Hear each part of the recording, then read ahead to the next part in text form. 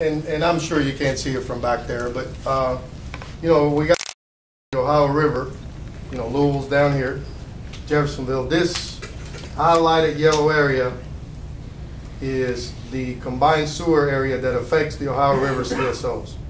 This other highlighted yellow area here are the combined sewer area that affects the Cane Run CSO 1A. So what we're going to have to do, and it's part of the plan, we're going to put in a new interceptor that starts at Graham Street and comes down, and we're going to tear up Market Street because we don't have anywhere else to put it there. It's got to be put adjacent to the existing combined interceptor that's not big enough. So what's going to happen is when we put that pipe in, and I think it starts at a 54, 60-inch pipe, it goes to a 72. All these combined sewer discharges that go into the river, instead of going into the river, are going to go into this pipe, and then it's going to flow, you know, as the river flows downstream this way to somewhere around Mulberry Street, and now we're going to move it just right off the street into some of the property that the city has already purchased, so that we don't tear up those streets. And then we got to take it up to the 10th Street pump station. You know, we hold it. It's like a storage tunnel. We hold it when the storm is past. We get it to flow into the 10th Street pump station, and now we pump it to the downtown wastewater treatment plant. We treat it and discharge it as treated effluent instead of combined sewage. That's the project that the EPA is focused on. Len, you want to add anything to that? That's about right, and that's EPA. What the EPA wants from the city of Jeff, they want to control CSO. And all we're doing is changing the priority list in our grand scheme. If we do these projects and meet the EPA, we said we would do these CSOs, which would be one CSO in a typical year for the Ohio River and Trinity Cane Run. If we meet that goal with this project, then we can have a little chat with EPA about we don't have to really do the other project. On the other hand, if we do this project and we still have some issues, then we're going to have to do other projects. So all we're doing is changing the implementation schedule in the long-term control plan to prioritize the combined sewer areas and combined sewer control. To give you an idea, last year, and they were all not classified as typical year storms, so we had 80 discharges of combined sewage into the river. We got to bring it down when you compare apples to apples to one. So it's a big deal. Can you describe the old plan the same way you described it? Sure. The old plan, and there's a very slight purple line here that follows the canal route. And this is actually the Falls Landing Park pond. That pond is, even though we've incorporated into a park, that pond is part of the storm sewers that we've put in to take care of the problem at 7th and Ohio and on the 8th Street sewer separation. Those two new storm sewers, which collect just rainwater, are going to end up at that pond.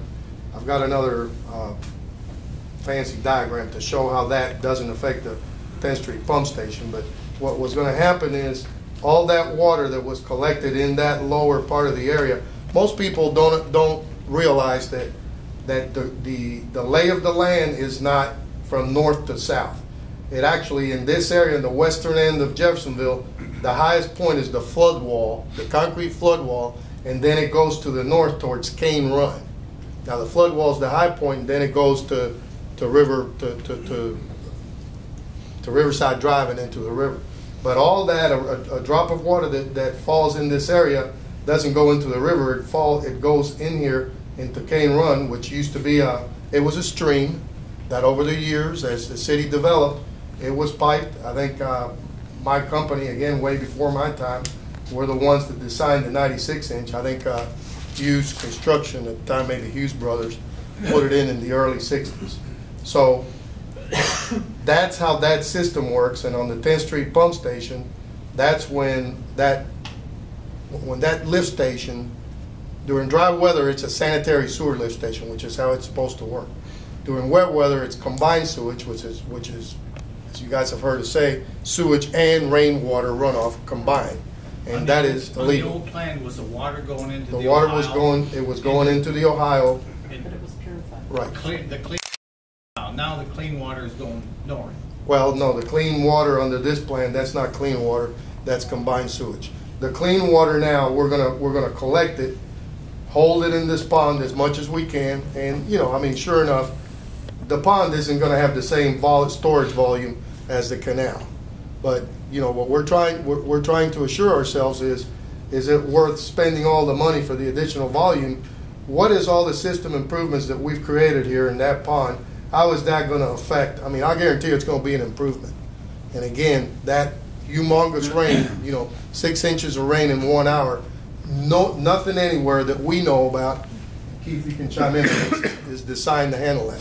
I keep telling the people that the canal, the misconception is that the canal was designed to handle the 6-inch 1 hour storm. That's not the case. The canal, as designed, can handle that storm. So, I mean, it's not the tail wagging the dog here, because we're not going to design a canal or construct a canal that's 5 foot wide. I mean, that's what it would take to handle the 100-year storm. That wasn't the design parameter why the canal was designed 40 feet wide. Jorge, if the normal retention depth of the pond is 4 feet, what is the maximum depth of the pond before you top the outflow? 8 feet. And there's a 2-level 4 feet of right detention. of storage, yeah. And there's a 2-level discharge. You know, you design detention ponds. There's a lower level, which is a smaller pipe, and if you can't control it with that because you got too much coming in, then there's a bigger pipe to prevent it from overspilling. And if you exceed that, where does it go? Well, it's if you exceed the lower level of control. No, if you exceed the upper level. We're all flooded if it does that. It goes on 10th and Spring and 8th and Ohio, everywhere where it goes now when we get that big storm. Phyllis.